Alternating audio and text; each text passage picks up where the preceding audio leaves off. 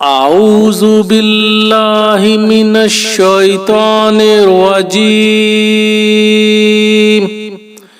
بسم اللہ الرحمن الرحیم۔ زندگی کی حاجتوں اور ضرورتوں کے لیے دعا۔ ربی انی لما انزلت الی من خیر فقیر۔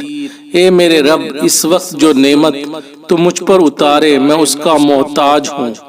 حضرت عبداللہ بن عباس رضی اللہ عنہ فرماتے ہیں، حضرت موسیٰ علیہ السلام جب مصر سے نکلے تو ان کے پاس کھانے کی کوئی چیز نہ تھی۔ سبزیاں اور درختوں کے پتے کھا کر سفر طے کرتے رہے، اور جب مدین پہنچے تو بکریوں کو پانی پلا کر سائے میں بیٹھے تو بھوک سے برا حال تھا۔